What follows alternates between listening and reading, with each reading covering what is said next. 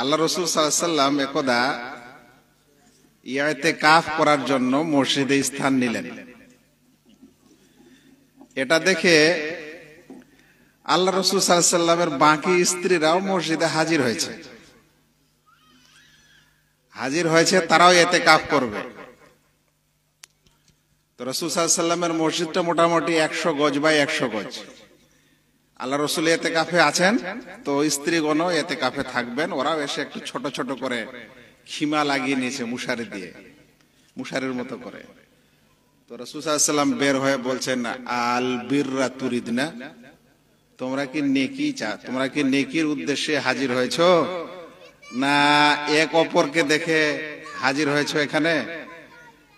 মানে একজন স্ত্রী এসেছে, ওকে দেখে তুমিও এসেছো, ওই জন্য তুমি কেন পিছে থাকবে, তোমার কেন পরে বদনাম হবে, ওই জন্য তুমিও হাজির হয়েছো নেকির জন্যই, না অন্য কিছু ব্যাপার?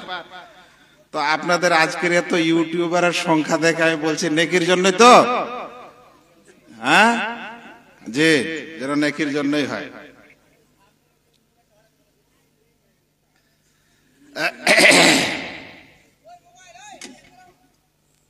বসেন ভাই, আপনারা বসেন, কেন দাঁড়িয়ে আছেন? বসেন আপনারা, ওই যে লাস্টে দাঁড়িয়ে আছেন, এখানে জায়গা আছে, সামনে আসেন, বসেন। দিনের কিছু কথা শিখতে এসেছেন, কিছু যত পারবো, যতক্ষণ সময় কিছু কোরআন হাদিসের আলোচনা করে আপনাদের শিখিয়ে যাবো ইনশাআল্লাহ।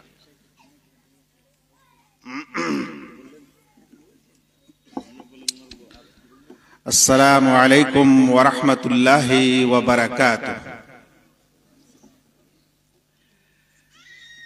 ইন্নাল হামদালিল্লাহ নাহমাদুহু ওয়া নাস্তাঈনুহু ওয়া নাস্তাগফিরুহু ওয়া নাউযু বিল্লাহি মিন শুরুরি আনফুসিনা ওয়া মিন সাইয়্যাতি আ'মালিনা। من يهده الله فلا مضل له ومن يضلله فلا هادي له واشهد ان لا اله الا الله واشهد ان محمدا عبده ورسوله. اما بعد، فإن خير الحديث كتاب الله وخير الهدي هدي محمد صلى الله تعالى عليه وسلم وشر الأمور محدثاتها وكل محدثة بدعة وكل بدعة ضلالة وكل ضلالة في النار.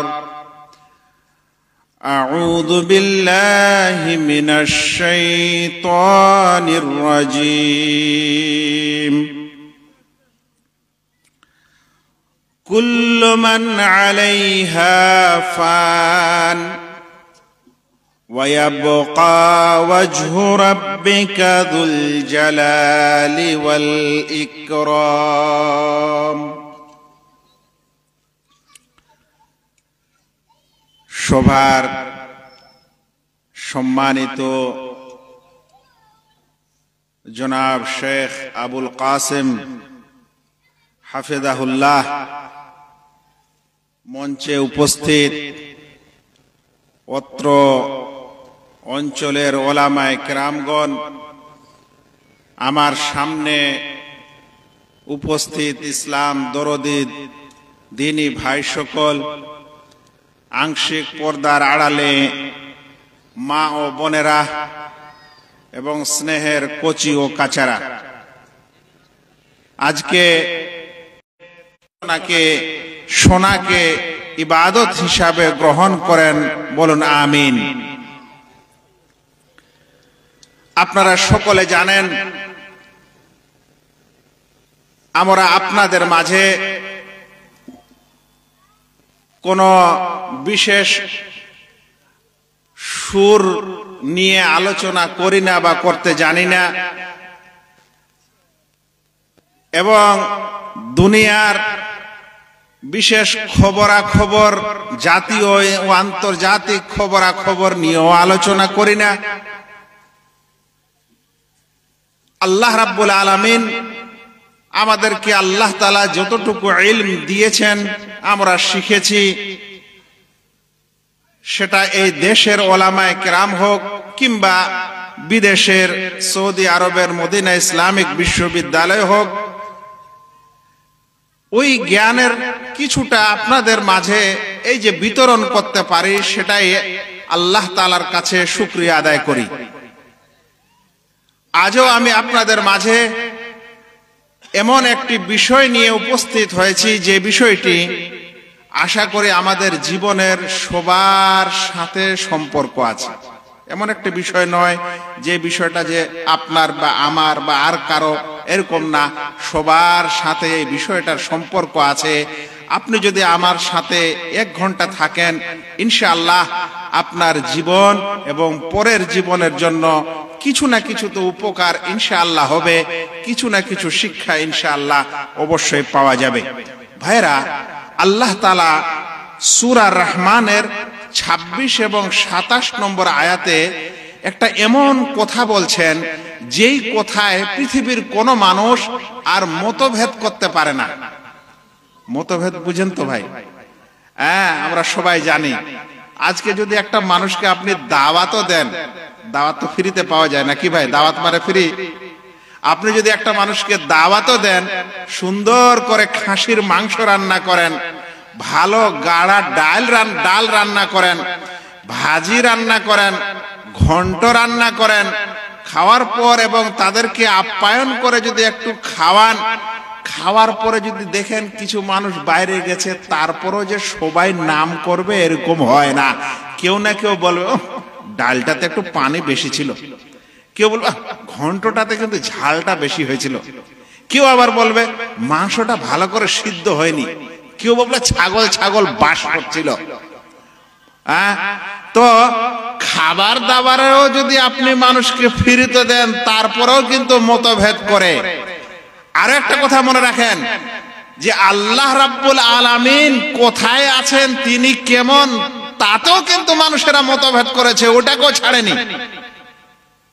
আবার নবী মুহাম্মদ মুস্তাফা সাল্লাল্লাহু আলাইহি ওয়াসাল্লাম, তিনি যে রাসূল এবং তিনি যে শেষ নবী, তাতেও কিছু মানুষ মতভেদ করে রেখে দিয়েছে, বলছেন না, খাতামুন নবীন আরো কেউ হতে পারে। কিন্তু একটি এমন বিষয় আছে ভাইয়েরা, যেই বিষয়ে পৃথিবীর কোন মানুষ মতভেদ করতে পারে না। আল্লাহ তাআলা কোরআনে বলছেন, কুল্লু মান আলাইহা ফান ওয়া ইয়াবকা ওয়াজহু রাব্বিকা যুল জালালি ওয়াল ইকরাম। এই জগতে, এই পৃথিবীতে যা কিছু আছে সব ফানা হয়ে যাবে, সব ধ্বংস হয়ে যাবে, একমাত্র আল্লাহ রাব্বুল আলামিন বাকি থাকবেন। একমাত্র আল্লাহ রাব্বুল আলামিনের সত্তা বাকি থাকবে, বাকি সব কিছু ধ্বংস হয়ে যাবে। ভাই, আপনি আমি কেউ এটা মতভেদ করতে পারি যে আমি মারা যাব কি যাব না? বলেন তো। এমন একটা উসুল, এমন একটা নীতি, যে এখানে আমরা কেউ আর মতভেদ করতে পারি না যে আমি মারা যাব না। এটা উপায় নাই, কারণ মরণ চিরসত্য, একদিন না একদিন এটা আসবেই, এবং এতে কারো সন্দেহ থাকবে না, তাকে মরতেই হবে। যেদিন মানুষ মারা যাবে, তার এই শরীরটা নড়াচড়া করবে না, তার এই চোখের পাতাটাও হিলবে না, তার এই শরীরে রক্ত চলাচল করবে না। যে যেমন করে মারা গেছে সেইভাবেই তার হাত পা শক্ত হয়ে, রোগ শক্ত হয়ে সোজা হয়ে যাবে। সেখানে নরমও কিন্তু হবে না, সেখানে কিন্তু আপনার ঢিলও হবে না। যেইভাবে থেমে গেছে সেইভাবেই থেমে থাকবে। এতে আমরা কোনোদিন মতভেদ করতে পারি না। আরো একটা জিনিসে মতভেদ করতে পারি না, সেটা হলো যদি মারা যাই তাহলে আবার দুনিয়াতে কি আসতে পারবো? ভাই, মরণটাতে মতভেদ নাই, কিন্তু এটাতে আছে কি যে আল্লাহ যে আমাদেরকে মরণ দিবেন, আমরা যে কবরে যাব সেই কবর থেকে দুনিয়াতে আবার ফিরে আসতে পারবো? আসা যাবে না। আল্লাহ রাব্বুল আলামিন বলছেন ওয়া মিন ওয়ারাইহিম বারযাখুন ইলা ইয়াউমি ইউবাসুন, মানুষ যখন কবরে চলে যায়, এই দুনিয়া ছেড়ে সেই দুনিয়ায় চলে যায়, তখন সেই জীবন এবং দুনিয়ার জীবনের মাঝে একটা আড় হয়ে যায়, একটা পর্দা হয়ে যায়। কোন মানুষ সেই জীবন থেকে দুনিয়ার জীবনে আসতে পারে না। ভাই, যদি আসতে পারতো, বুঝলেন, দুনিয়াতে, তাহলে একবার আমাদের নবী সাল্লাল্লাহু আলাইহি সাল্লাম চলে আসতেন। কেন বলছি? রাসূল সাল্লাল্লাহু আলাইহি সাল্লাম যখন মারা গেলেন, তখন সাহাবারা আল্লাহ রাসূল সাল্লাল্লাহু আলাইহি সাল্লামকে এখনো দফনও করেননি, আর এইদিকে মতভেদ শুরু হয়েছে যে এরপরে খলিফা কে হবে। মতভেদ দীর্ঘ হচ্ছে, আবার থেমে গেল। রাসূল করিম সাল্লাল্লাহু আলাইহি সাল্লাম সেখান থেকে উঠে এসে এই মতভেদ নিরসন করেননি। আবার আল্লাহ রাসূল সাল্লাল্লাহু আলাইহি সাল্লামের ওই মেম্বার, ওই মেহরাব, যেখানে রাসূল সাল্লাল্লাহু আলাইহি সাল্লাম নামাজ পড়িয়েছেন সারা জীবন, সেখানে উমর রাদিয়াল্লাহু তাআলা আনহুকে ফজরের নামাজে এভাবে চাকু দিয়ে আঘাত করে, ছোরা দিয়ে আঘাত করে তার মৃত্যু হয়। যদি রাসূল সাল্লাল্লাহু আলাইহি সাল্লাম কবর থেকে বেরিয়ে আসতে পারতেন, তাহলে তার দ্বিতীয় খলিফা এবং তার শ্বশুর তাকে কিন্তু এই ছুরির আঘাত হতে দিতেন না। আরো একটা কথা মনে রাখেন, যেদিন হুসেন রাদিয়াল্লাহু তাআলা আনহুকে কারবালার ময়দানে ঘিরে ফেলা হয় এবং যেই বাহিনী তাকে নির্মম ভাবে হত্যা করে, এমনকি তার পরিবারের সকল মানুষকে ধীরে ধীরে হত্যা করতে থাকে, যদি রাসূল করিম সাল্লাল্লাহু আলাইহি সাল্লাম তার মৃত্যুর পর সেই কবর থেকে পৃথিবীতে ফিরে আসার ক্ষমতা রাখতেন, তাহলে সেই দিন তার বংশধরকে বাঁচানোর জন্য কারবালায় হাজির হতেন না, হতেন না ভাই? কিন্তু রাসূল সাল্লাল্লাহু আলাইহি সাল্লাম পৃথিবীতে আসেননি, কারণ ওই জগতে যাওয়ার পর আর দুনিয়াতে আসার কোনো সিস্টেম নেই, সুযোগ নেই, আসাই যাবে না। আল্লাহ তাআলা বলছেন ওয়া মিন ওয়ারাইহিম বারযাখুন ইলা ইয়াউমি ইউবাসুন, কবরে যাওয়ার পর, সেই জগতে যাওয়ার পর দুনিয়া এবং আখিরাতের মাঝে একটা আড় হয়ে যায়, আর পৃথিবীতে আসার কোনো ক্ষমতা থাকে না। এই কথাটা কিন্তু আমি আপনাদের জালসার উদ্দেশ্য না, যেটা উদ্দেশ্যটা একটু পরে বলছি, শুনেন।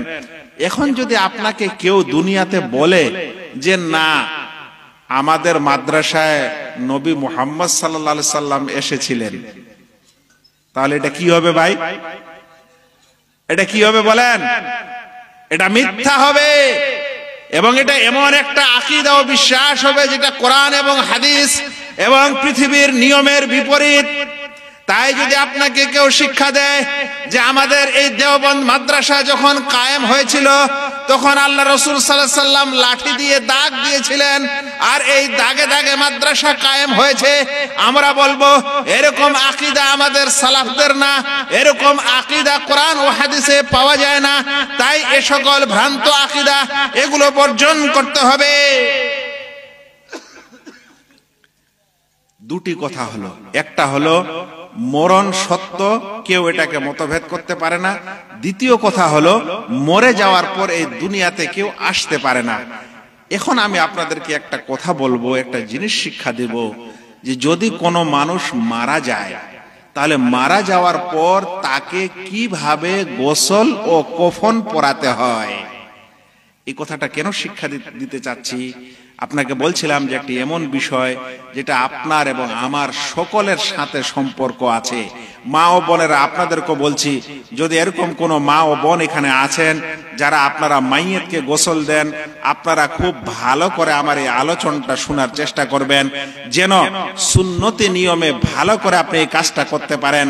আর আমাদের বা ছেলে ভাইয়েরা যারা এখানে উপস্থিত আছেন, বয়স্ক হন বা যুবক হন, আপনি যদি নাও দেন তো একটু শিখে রাখেন, শুনে রাখেন, জীবনে আপনারও একদিন এরকম করা হবে।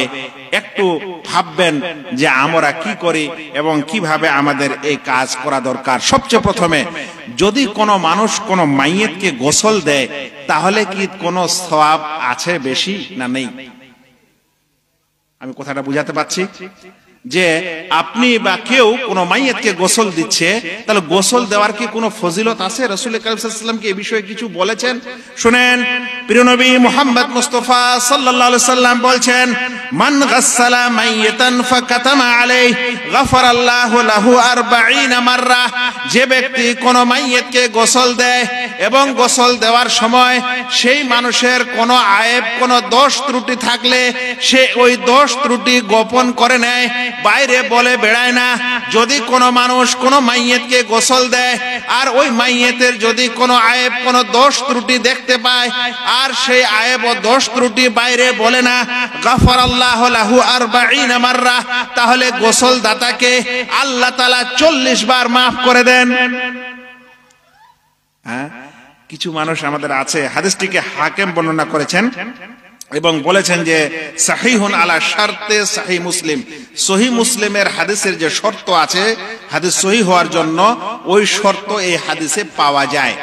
আমি বলছিলাম যে কোন মানুষ যখন মারা যায় তো আমরা কিছু মানুষ বুঝলেন ভয়ে কাছে যাই না, কেউ আবার ছুতে চায় না, বাড়িতে আবার এই তুই মোরা নেড়ে এসেছো।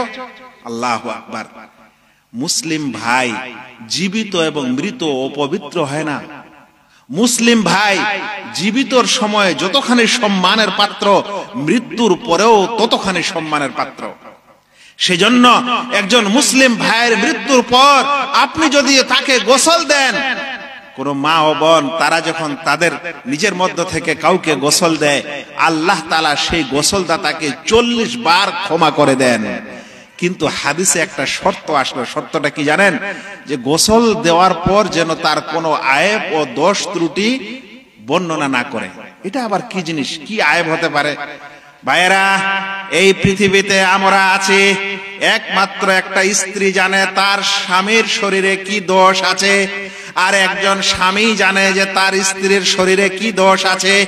এছাড়া পৃথিবীর কোন মানুষ নিজের শরীরের কোন দোষ কোনো অন্য মানুষকে দেখায় না, নিজের শরীরের কোনো ক্ষত, কোনো খারাপ জায়গা কোনো অন্য মানুষকে দেখায় না, কোন স্ত্রী কোনো স্ত্রীকে দেখায় না, কোন পুরুষ কোনো পুরুষকে দেখায় না। একমাত্র স্বামী তার স্ত্রীকে হয়তো দেখাতে পারে কিংবা স্ত্রী তার স্বামীকে দেখাতে পারে। কিন্তু যখন কোনো মানুষ মারা যায়, আমরা যখন মারা যাব ভাইয়েরা, আমাদের শরীরে যখন কোনো জিনিস নড়াচড়া করবে না, এই সময় যারা আমাদেরকে গোসল দিবেন, আমাদের শরীরের কোনো দোষ ও আয়েব যদি থাকে তাহলে তাদের গোচরে চলে আসতে পারে, তারা দেখে নিতে পারে। কিন্তু রাসূল করিম সাল্লাল্লাহু আলাইহি ওয়াসাল্লাম কত সুন্দর শিক্ষা দিচ্ছেন, আমাদের ইসলাম কত সুন্দর ধর্ম। বলছেন যদি এরকম কোনো দোষ ও কোনো জিনিস যদি কেউ দেখতে পায় তাহলে বাইরে গিয়ে যেন না বলে। হ্যাঁ, এটা যেন না বলে। ওর পিঠটাতে দেখলাম একটা বিরাট কালো দাগ, কোন দুনিয়াতে যে কখন মার খেয়েছে। কি হয়ে গেল? দোষও বলা শুরু হয়ে গেল আর ওর গীবতও শুরু হয়ে গেল। ওর অমুক জায়গায় দেখলাম এটা কি খারাপ জিনিস, কে জানে কি যে মানে আল্লাহর গজব পড়েছিল। দেখেন, দোষটাও বলছে আবার ওর নিন্দাও করছে। আল্লাহ রাসূল সাল্লাল্লাহু আলাইহি ওয়াসাল্লাম বলছেন যে গোসল দিবে মাইয়াতকে, কোনো গোপন রহস্য যদি থাকে তাহলে ওটা গোপনে রেখে দিবে, মানুষকে বলবে না। তাহলে ওই গোসলদাতার লাভ হচ্ছে এই যে আল্লাহ তাআলা তাকে 40 বার ক্ষমা করে দিবেন। শুনেন আরো একটি সম্পর্কে হাদিস শুনেন। হাদিসটিকে ইমাম আলবানী রাহিমাহুল্লাহ হাসান বলছেন। তিনি বলছেন, মান গাসসালা মাইয়াতান ফাকাতামা আলাইহি, যে ব্যক্তি কোনো মাইয়াতকে গোসল দেয়, দেওয়ার পর তার শরীরে কোনো আয়েব ও দোষ থাকলে সেই দোষ গোপন করে নেয়, তাহলে আল্লাহ রাসূল সাল্লাল্লাহু আলাইহি ওয়াসাল্লাম বলছেন যে এরকম করবে, তাহারাহুল্লাহ মিন দুনুবিহি, তাহলে আল্লাহ রাব্বুল আলামিন সেই ব্যক্তির গুনাহ খাতাগুলিকে পাক করে দেন, সাফ করে দেন। যেরকম আপনি মাইয়াতকে গোসল দিয়ে তার শরীরের নোংরা আপনি ধুয়ে পরিষ্কার করে দিলেন, আল্লাহ আপনার গুনাহকে এরকম পরিষ্কার করে দেয়। আরো বলছেন, ফাইন কাফানাহু কাসাহুল্লাহু মিনাস সুন্দুসে, আর যদি কোনো ব্যক্তি কোনো মাইয়াতকে কফন পরিয়ে দেয় তাহলে আল্লাহ রাব্বুল আলামিন তাকে রেশমের কাপড়, সুন্দুসের কাপড় দ্বারা তাকে কাপড় পরিধান করাবেন। এই কথাটার অর্থ কি হলো? কফন পরিয়ে দেয় মানে, কফন পরিয়ে দেয় মানে কফন কিনে ওই ভাইকে, কফন মৃত ভাইকে কফন দিয়ে দেয়। আমাদের সমাজে আমরা দেখি কিছু মানুষ এমন আছে যে মৃত্যুর পর যে ওর কফনের কাপড়টা কিনতে হবে না, ওই সময় আবার ভাইয়েরা ভাইয়েতে বলছে তুই কিনে আন, কে বলছে তুই কিনে আন। আল্লাহু আকবার। বাবা মারা গেছে আর ছেলেরা যদি বলে, বাবাটা যদি বেঁচে থাকতো দুনিয়াতে তাহলে কি অবস্থা হতো ভাই? হ্যাঁ, আচ্ছা কিছু মানুষের দেখা গেল যে নাই, ছেলে পেলেও নাই, কিন্তু পাড়া প্রতিবেশীর মানুষ আছে, কেউ যে যেতে হবে, যে কফনের কাপড়টা কিনে এনে রেডি রাখতে হবে, এখনো রাখেনি, গোসল দিচ্ছে, এখনো কফনের কাপড় আসে না। আল্লাহ রাসূল সাল্লাল্লাহু আলাইহি ওয়াসাল্লাম বলছেন, যে ব্যক্তি কফনের কাপড় কিনে এই মাইয়িতকে কফন পরাবে, তাকে জান্নাতে রেশমের কাপড় পরানো হবে। আল্লাহু আকবার। সেজন্য এগুলা কৃপণতার বিষয় নয়, এই সময় কৃপণতা করতে হয় না। এই সময়ে যদি আপনি এই কাজ করেন, আল্লাহ রাসূল সাল্লাল্লাহু আলাইহি সাল্লাম আপনার জন্য এই ফজিলতের বর্ণনা দিয়েছেন। ভাইয়েরা, এখন এই হাদিসটি থেকে আমরা যা বুঝলাম সেটা হলো, মুসলিম ব্যক্তি মারা গেলে, সেটা পুরুষ হোক কিংবা মহিলা হোক, তাকে গোসল দেওয়া, তাকে কফন পরালে বিরাট একটা নেকির কাজ ও সওয়াবের কাজ আছে। এখন তৃতীয় কথা হলো যে এই গোসলটা আমরা কিভাবে দিব, মাইয়িতকে কিভাবে গোসল দিতে হয়। এখন তো শরীরটা টানাটানি হিচড়া করতে পারছেন, নড়ানড়ি করতে পারছেন, মাঝে মাঝে গিয়ে একটা পুকুরে ঝাঁপ দিয়ে দিলেন, মাঝে মাঝে গিয়ে একটা নদীতে ঝাঁপ দিলেন, মাঝে মাঝে গিয়ে এক বালতি পানি মাথায় ঢেলে দিলেন। আর যদি নিজে না পারছেন তো নিজের ভাই বোন স্ত্রী ইত্যাদি আপনাকে ঢেলে গোসল করে দিচ্ছে। কিন্তু ওই সময় যখন আপনি গোসল দিবেন আর আপনাকে দেওয়া হবে, যাকে দেওয়া হবে তার কিছুই সে বলতে পারবে না, নাকেই পানি ঢুকলো না কানেই ঢুকলো, সে আর কিছু জানে না। আর যে গোসল দিতে গেছে সে যদি গোসলটাও না দিতে পারে, তাহলে আমরা আবার কি ধরনের মুসলমান হলাম? আপনারা নামাজের আলোচনা ভাই শুনেন, আপনারা হজ যাকাতেরও শুনেন, কিন্তু এই গোসল দেওয়া মাইয়িতের আলোচনা আর এই কফন পরার মাইয়িতের আলোচনা ভাই হয়তো অনেক জায়গায় হয় না। আমি ওই কারণে এই আলোচনাটাই নিয়ে এসেছি। আর আপনারা ইউটিউবাররা সার্চ করেন, আপনাদের ইউটিউবে কতগুলো আলোচনা পান, কোরআন ও হাদিসের ব্যাখ্যা এবং সুন্দরভাবে সিরিয়ালি এই আলোচনা আমাদের সমাজকে, আমাদের ভাইদেরকে, আমাদের বোনদেরকে, সকলকে জানা দরকার। কারণ এই অবস্থা থেকে একদিন না একদিন আমাকে আপনাকে অতিবাহিত হতেই হবে। শুনেন, মাইয়িতকে গোসল দেওয়ার নিয়ম, কিভাবে মাইয়িতকে গোসল দিতে হয়। এক নম্বর, মাইয়িতকে গোসল দেওয়ার কে বেশি হক রাখে, কে বেশি অধিকার রাখে। ওলামারা বলছেন, যদি কোনো মাইয়িত দুনিয়াতে ওসিয়ত করে যায় যে আমি মারা গেলে আমাকে যেন অমুক ব্যক্তি গোসল দেয়, যদি কেউ এরকম ওসিয়ত করে যায় তাহলে ওই ব্যক্তি গোসল দেওয়ার বেশি হক রাখে। মরে যাবো তো ফের আর ওসিয়ত কি করে যাব? যাদের আখিরাতের জীবনের চিন্তা নাই তারা এগুলা কিছু মনে করবে না, আর যাদের আখিরাতের জীবনের চিন্তা আছে সে বলবে আমার গোসলটা যেন একটা ভালো মানুষ দেয়। ভাই, এখনো তো দেখা যায় যে যখন মুরগিটা বাড়িতে জবাই করেন, মেহমান আসে, তো কেন বলেন যে একটা ভালো মানুষের কাছে জবাই করে নিয়ে আসো? কেন মানুষ সব চিকেনওয়ালার কাছে জবাই করা খায় না, বলছে আমি নিজে জবাই করব? বলেন তো কেন? তো যেদিন আপনি মারা যাবেন আপনার গোসলটা জেনতেন করে হোক না একটু ভালো করে হোক, এটা আপনার মনে চায় না? আপনার মনে কি এটা চায় না যে আপনি যেদিন মারা যাবেন আপনার শরীরের কাপড় চোপড় খোলা হবে, সেদিন আমার কাপড় চোপড় যেন এমন একজন মানুষ খোলে যে মানুষের হায়া এবং শরম আছে, আর ও আমার হায়া ও লজ্জা ও শরমের খেয়াল রাখবে? কিন্তু মানুষ চিন্তা করছে না। শুনেন, ওই জন্য বলছিলাম যে যদি কোনো ব্যক্তি এই দুনিয়াতে ওসিয়ত করে যায় যে আমার মৃত্যুর পর আমার গোসল যেন অমুক ব্যক্তি দেয় কিংবা আমার জানাজা যেন অমুক ব্যক্তি পড়ায়, তাহলে যাকে ওসিয়ত করা হবে সেই মানুষ এই জানাজা পড়ার এবং সেই গোসল দেওয়ার বেশি অধিকার রাখে, বেশি হক রাখে। যদি এরকম ওসিয়ত করে মারা না যায় তাহলে তার যারা নিকট আত্মীয় সেই নিকট আত্মীয়রা বেশি হকদার। এভাবে করতে করতে যারা দূরের নিকট আত্মীয় তারা হকদার হবে একের পর এক। যখন কোনো মানুষ মারা যায় তখন সর্বপ্রথম গোসল দেওয়ার আগে তার শরীরের যে কাপড় আছে সেই কাপড় চোপড়গুলা খুলে নিতে হয়। তার আগে একটা আরো হাদিস শোনাই। যখন আমাদের রাসূল সাল্লাল্লাহু আলাইহি ওয়াসাল্লাম মারা গেছিলেন না, আর তাকে গোসল দেওয়ার কথা এসেছিল, তখন সাহাবাদের মধ্যে মতভেদ হয়ে গেল যে আমরা কি সাধারণ মানুষের মতো আল্লাহ রসুল সাল্লাল্লাহু আলাইহি সাল্লামেরও পরনের কাপড়গুলা খুলে গোসল দিব, না কাপড় থেকে যাক ওর উপরে গোসল দিব?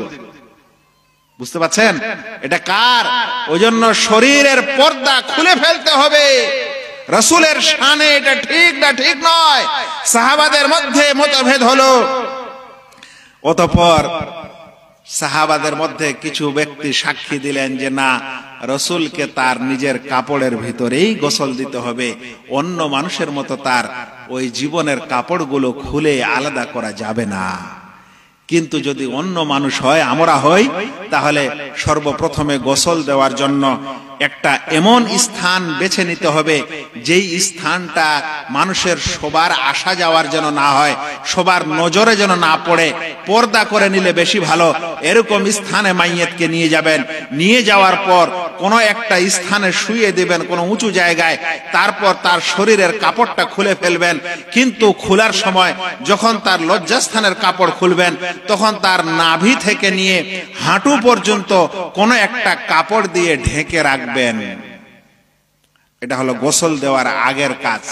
পর্দাওয়ালা স্থানে নিয়ে যাবেন, তার লাশকে একটা উঁচু জায়গায় রাখবেন, টেবিল ইত্যাদিতে রাখার পর তার কাপড়গুলো যখন খুলবেন, কিন্তু তার সতর যেন না খুলে, সে কারণে কম করে হলে তার নাভি থেকে, নাভ থেকে নিয়ে এই হাঁটু পর্যন্ত কোনো তৌলিয়া বা কাপড় দিয়ে ঢেকে রাখবেন।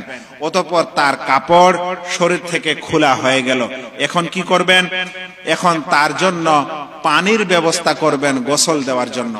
যেই পানি দিয়ে গোসল দিবেন সেই পানিটা যে গরম করতে হবে এটা জরুরি না, তবে যদি কেউ গরম করে তাহলে ভালো, কারণ গরম পানিতে ময়লা বেশি কাটে, ময়লা বেশি পরিষ্কার হয়। রাসূল করিম সাল্লাল্লাহু আলাইহি সাল্লামের যুগে পানি গরম করে নেওয়া হতো এবং সেই পানিতে কিছু বরই পাতা, কুল, বর, ওই বোরের পাতা সে পানিতে ঢেলে দেওয়া হতো আর ওই পানি দিয়ে গোসল দেওয়া হতো। উদ্দেশ্য হচ্ছে যেন বেশি করে পরিষ্কার হয়।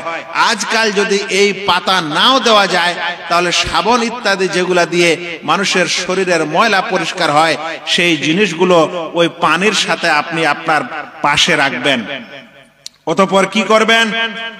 অতঃপর মাইয়েতকে এইভাবে যদি মাইয়েত থাকে তাহলে গোসল দেওয়ার আগে কাপড় খুলেছেন, তারপরে তার লজ্জাস্থান ঢেকে রেখেছেন, পানি আপনি প্রস্তুত করেছেন, এরপর মাইয়েতকে তার ঘাড়ের দিকে এভাবে হাত লাগিয়ে দিয়ে একটু উঠাবেন, এভাবে শুয়ে থাকবে, একটু কাত করে নেবেন, নেওয়ার পর এখানে পেটে একটু ভাড়া দিবেন। যদি তার পায়খানার রাস্তায় বা পেচ্ছাবের রাস্তায় কোনো জিনিস মৃত্যুর সময় আটকে থাকে তাহলে সেটা বের হয়ে যাবে। এটা ওলামাদের সৌদি ফতোয়া বোর্ডেরও এটাই ফতোয়া। শুনেন ভাই, মৃত্যুর সময় যখন মরণের ফেরেশতা দেখবেন, গুনাহগার বান্দা হলে মরণের ফেরেশতা দেখে তার কি যে অবস্থা হবে তার বর্ণনাটা এখন দিচ্ছি না। ওই সময় কিছু মানুষের পায়খানা হয়, পেচ্ছাবও হয়, আরো অনেক কিছু হতে পারে, কিন্তু গোসলের পূর্বে তাকে পরিষ্কার করতে হবে। সেই জন্য এরকম একটু চেড়ে একটু উপরে তুলে তার পেটে ভার দিবেন, ময়লা কিছু থাকলে বের হয়ে গেল। এরপর কি করবেন? সবচেয়ে প্রথমে যে ভাই গোসল দিবে সেই ভাই যেন তার হাতে একটা কাপড় পেঁচিয়ে নেয়। বলবেন কেন? ফোকাহে কেরাম কাপড় পেঁচিয়ে নেওয়াটাকে ভালো বলছেন, কারণ আপনি যখন মাইয়েতকে গোসল দিবেন, ঘুষাবেন, তখন আপনার হাত যেন ডাইরেক্ট আপনার মাইয়েতের লজ্জাস্থান ইত্যাদিতে না লাগে। তো বিশেষ করে যখন মাইয়েতের লজ্জাস্থান ধোয়াবেন, নাভি থেকে নিয়ে হাঁটু পর্যন্ত এই জায়গাটা যখন ধুবেন, এটা ধোয়ার সময় আপনার হাতে যেন একটা পর্দা থাকে, একটা কাপড় পেঁচানো থাকে, কিংবা আজকালে যেগুলাকে বলা হয় ওই ডাক্তারেরা ব্যবহার করে ওই জিনিসগুলা থাকে, ওটা দিয়ে যেন আপনি তার লজ্জাস্থান ইত্যাদি ধুয়ে দেন। ডাইরেক্ট নিজের হাত সরাসরি তার লজ্জাস্থানে স্পর্শ করবেন না। এরপর কি করবেন? সবচেয়ে প্রথমে আপনি মাইয়েতকে ওযু করিয়ে দিবেন, যেভাবে একজন মানুষ জীবিত অবস্থায় ওযু করে। বলবেন মওলানা ওযু করাবেন তো কুলি কেমন করে করবে মাইয়েত? মুখে পানি কেমন করে দিবে? মুখে পানি দেওয়ার নিয়ম হচ্ছে যে আপনি একটা কাপড় ভিজিয়ে নেবেন, নেওয়ার পর মুখটাতে এভাবে ঘষে ঘষে পরিষ্কার করে দিবেন, 3 বার ঘষে দিবেন, ওটাই কুলি করার সমতুল্য ধরা হবে।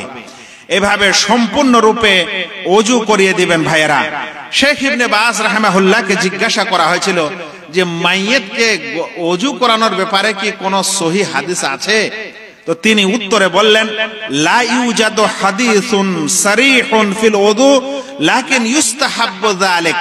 কোন স্পষ্ট হাদিস পাওয়া যায় না যে মাইয়িতকে গোসল দেওয়ার আগে ওযু করাতে হবে, কিন্তু কিছু হাদিসে ইশারা পাওয়া যায়, ওই ইশারা ও ইঙ্গিতের কারণে ওযু করিয়ে দেওয়াটা ভালো, মুস্তাহাব।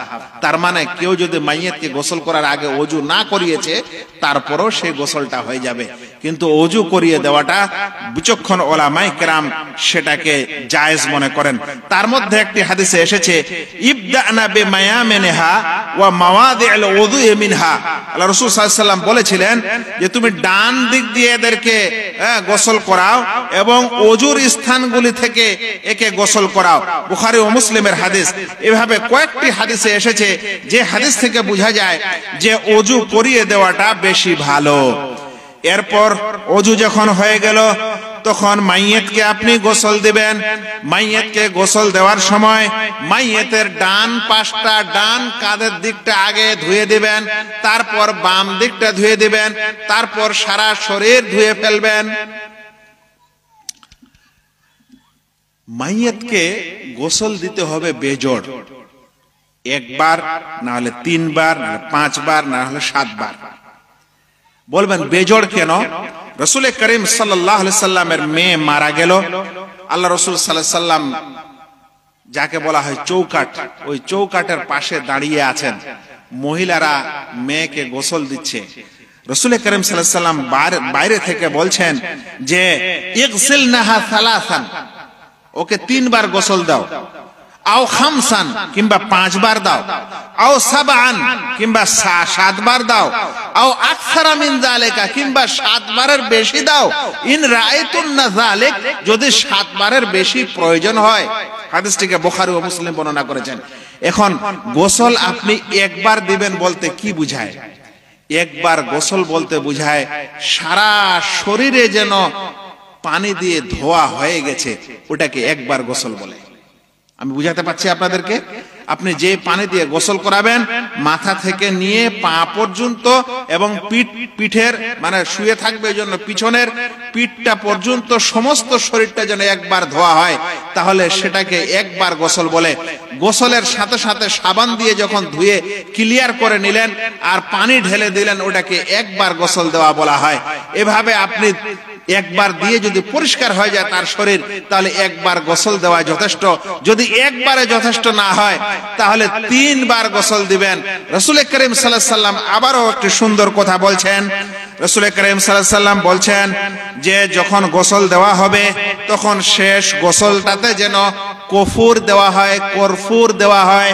আল্লাহ রাসূল বলছেন, ইজআলনা ফিল গুসলাতিল আখিরাতে কাফুরা, তোমরা শেষ গোসলের পানিতে কর্ফুর দিও, আও শাইয়াম মিন কাফুর, কিংবা কর্ফুরের কোন অংশ সেই পানিতে ঢুকিয়ে দিবে, মিশ্রণ করে দিবে। কর্ফুর আজকালও আমাদের বাজারে পাওয়া যায় না, যায় না? জি, শেষ গোসলটাতে দিতে হবে। শেষ গোসলটাতে মানে আপনি ধরে নেন যে 3-4 বালতি পানি নিয়েছেন, 1 বালতি পানি দিয়ে 1 বার গোসল হয়ে গেল, তারপরের বালতি দিয়ে তারটা হলো। এবার লাস্ট যে গোসলটা দিবেন, যেটা কিন্তু বেজোড় হবে, হয় 3 নম্বর, নাহলে 5 নম্বর, নাহলে 7 নম্বর, নাহলে 9 নম্বর, ওই গোসলটা দেওয়ার আগে ওই পানিটা, শেষ গোসলের পানিটাতে কর্ফুর মিশ্রণ করে নেবেন। মিশ্রণ করে নিয়ে সেই কর্ফুরওয়ালা পানি দিয়ে শেষ গোসলটা মাইয়িতকে দিবেন। কর্ফুর দিলে কি হয়? ওলামারা বলছেন যে তাতে দুর্গন্ধ বেশি শেষ হয়ে যায়। অন্য জিনিসে দুর্গন্ধ যত তাড়াতাড়ি যায়, কর্ফুরের মাধ্যমে গোসল দিলে দুর্গন্ধটা তাড়াতাড়ি চলে যায়। সে কারণে শেষ গোসলে কর্ফুর দিবেন। এভাবে যখন গোসল দেওয়া শেষ হয়ে যাবে, তখন যদি মহিলা হয়, মেয়ে মানুষ হয়, তাহলে তার যে চুল বড়, সেই চুলগুলোকে 3টা ভাগ করে পিছনের দিকে ছেড়ে দিতে হবে।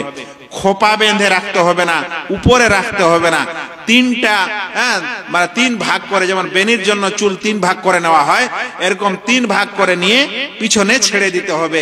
এটাকে খোপা ইত্যাদি তৈরি করতে হবে না। এরপর এই গোসল শেষ হয়ে গেল। মনে রাখবেন যে একটি গোসলেই যদি সবকিছু পরিষ্কার হয়ে যায় তাহলে এক গোসলেই যথেষ্ট। যদি বেশি দরকার হয় তাহলে বেশি দিতে হবে, কিন্তু বেশি দেওয়ার সময় যেন বেতের গোসল, বেজোড় গোসলের মাথায় খেয়াল থাকে, বেজোড় গোসল দেওয়া হচ্ছে উত্তম। ভাইয়েরা, এই জীবন থেকে একদিন আমাদের সকলকে যেতেই হবে, এই অবস্থায় একদিন আমাদের সকলকে আসতেই হবে।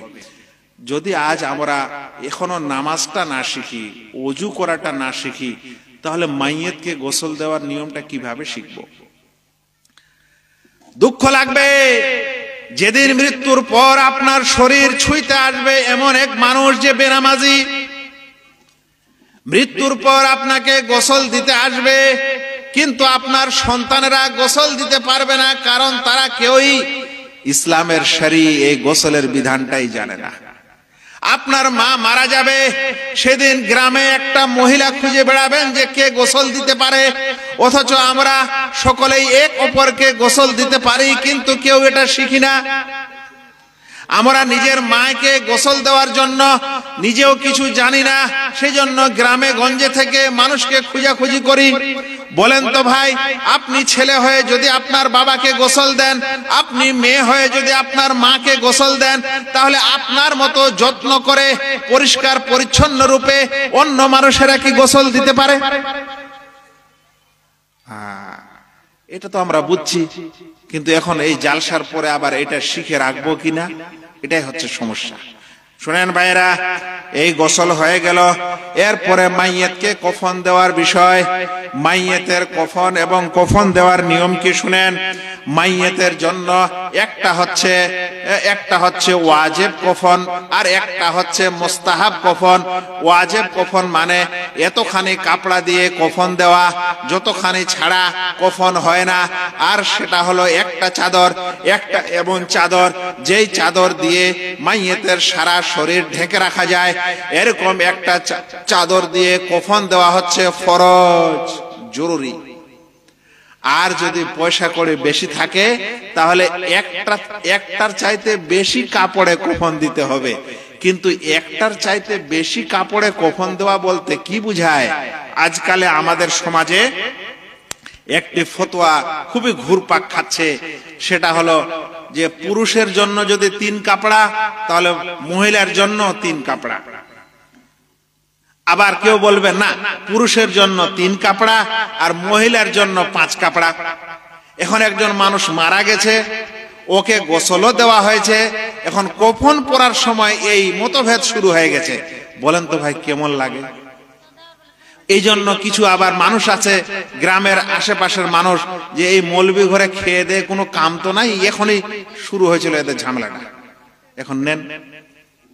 তো কথাটা ঠিক, আমাদের সমাজে মাসলা ক্লিয়ার হওয়া উচিত, এবং এই সময় বিশেষ করে কোনো মতভেদ হওয়া উচিত নয়, যখন 3 কাপড়ে দিব না 5 কাপড়ে দিব লেগে গেলাম। শুনেন ভাইরা, রাসূল করিম সাল্লাল্লাহু আলাইহি ওয়াসাল্লামকে 3টি কাপড়ে কফন দেওয়া হয়েছে, এটা সত্য।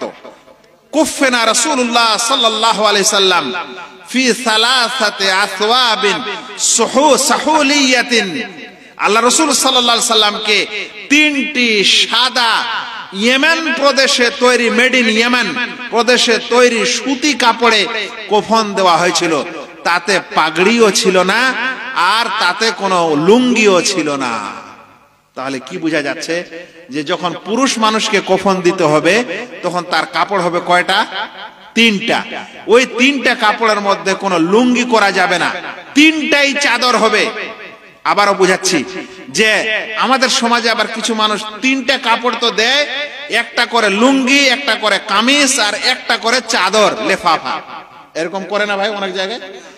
এই 3টা কাপড়ে দিচ্ছে, কিন্তু 3টা কাপড়ের আবার শেকেল তৈরি করছে, আকৃতি তৈরি করছে। একটা লুঙ্গি, মানে যেমন আমরা একটা লুঙ্গি পরে এইভাবে এখানে এই কোমর পর্যন্ত পেঁচিয়ে দিল, আর একটা করে কি কামিজ। কামিজ মানে হলো কি যে এই মাঝখানটা ফুটা করে দিল, মাথা লাগিয়ে দিল, সামনে ফেলে দিল অর্ধেক, পিছনে ফেলে দিল অর্ধেক।